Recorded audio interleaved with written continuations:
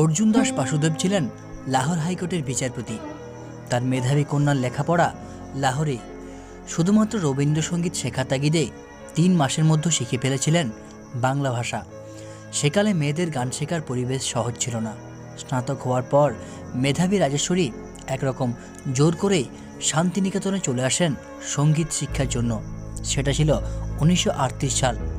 1938 থেকে 1942 সাল পর্যন্ত 4 বছরের শিক্ষাক্রমে উচ্চাঙ্গ সঙ্গীত, রবীন্দ্রসঙ্গীত শেখেন শান্তিদেব ঘোষ, শৈলজা রঞ্জন মজুমদার, ইন্দুলেখা ঘোষ, অমিতা সেন প্রমুখের কাছে। স্বয়ং রবীন্দ্রনাথের কাছে তালিমের সঙ্গে পেয়েছেন তার স্নেহ, ভালোবাসা, আশীর্বাদ। অবাঙালি কন্যাটির প্রতিভা ও সুকণ্ঠ নিয়ে রবীন্দ্রনাথের অগাধ আস্থা ছিল। অন্দরমহলে তিনি আক্ষেপ করতেন শারীরিক অসমর্থতার জন্য, একে আমার শিখিয়ে যাওয়া হলো না। গল্প বলছি রাজেশ্বরী বাসুদেব দত্তর। তিনি এক ব্যতিক্রমী রবীন্দ্রসঙ্গীত শিল্পী।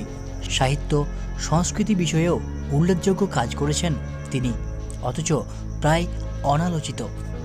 রাজেশ্বরী 4 বছর বয়সে গান গাওয়া শুরু করেছেন। প্রথমে পাবলিক পারফরমেন্স করেন। বেশ অল্প বয়সে গেয়েছিলেন ক্লাসিক্যাল, ঠুংরি ও রাগ ঘেঁষা গান, কোনো গুরুর কাছে না শিখেই। গ্র্যাজুয়েট হওয়ার পরে শান্তিনিকেতনে গেলেন একটা স্কলারশিপ পেয়ে। রবীন্দ্রসঙ্গীতের সুর অপরূপ ভঙ্গিতে সম্মোহিত হয় অবাঙালি রাজেশ্বরী। তাই গানের রসগ্রহণের দুর্বার আকর্ষণে শান্তিনিকেতনে যাওয়ার প্রথম 3 মাসেই শিখে ফেলেছিলেন বাংলা ভাষা। অবশ্য মেধাবী রাজেশ্বরী ফরাসি, ইটালীয়, জার্মান ভাষা শিখে এইসব ভাষার কিছু কবিতা অনুবাদ করেছেন স্বামী সুধীন্দ্রনাথের সঙ্গে। রাজেশ্বরী জীবনে শান্তিনিকেতন পর্বেই ঘটেছে জীবনের এক বিশেষ ঘটনা। রাজেশ্বরীর ফুল বলে ধন্য আমি শুনে কবি সুধীন্দ্রনাথ মোহিত। তবে তিনি বিবাহিত, কিন্তু কিছুদিন ধরেই বনিবনা হচ্ছে না প্রথম স্ত্রীর সঙ্গে। একটা দূরত্ব তৈরি হয়েছে। ঘনিয়ে উঠল রাজেশ্বরীর সঙ্গে প্রেম। দুজনের মধ্যে বহু পত্র বিনিময় হয়। ওদিকে সুধীন দত্তের স্ত্রী বর্তমান, উপরন্তু দুজনের মধ্যে বয়সের ফারাক অনেকটা।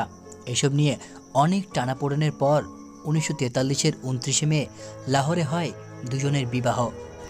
সেই 43 থেকে 60 রাজেশ্বরীর জীবনে স্বপ্নরাঙা অধ্যায়। একদিকে সুধীন্দ্রনাথ বাংলা সাহিত্যে কাব্য ও সমালোচনাকে ধ্রুপদীভাবের মর্যাদা ভূষিত করছেন, অন্যদিকে রাগভিত্তিক রবীন্দ্রসঙ্গীতের দীপ্তিতে রাজেশ্বরীর সঙ্গীত জীবন তখন আলোকময়। স্বামী স্ত্রী দুজনের প্রেরণা। রাজেশ্বরীর একের পর এক রেকর্ড বের হতে লাগলো সে সময়। শেষ গানেরই রেশ, ওগো আমার চিরে অচেনা, যে রাতে মোর দুয়ারগুলি, আজি যে রজনী যায় সহ আরও অনেক গান। রাজেশ্বরী সম্ভবত একমাত্র শিল্পী যিনি একই দিনে বেতারে ভজন, ঠুংরি এবং রবীন্দ্রসঙ্গীত সমান দক্ষতায় পরিবেশন করেছেন। নিজের মুখে অবশ্য বলেছেন, ক্লাসিক্যাল গানের প্রতি আমার ভালোবাসা গভীর, একথা সত্যি হলেও রবীন্দ্রসঙ্গীত আমার মনের আকাশকে এমন এক বিচিত্র আবেগে রাঙিয়ে তুলেছিল যে এই গানের জন্য আমি আলাদা এক ধরনের আকর্ষণ অনুভব করতাম।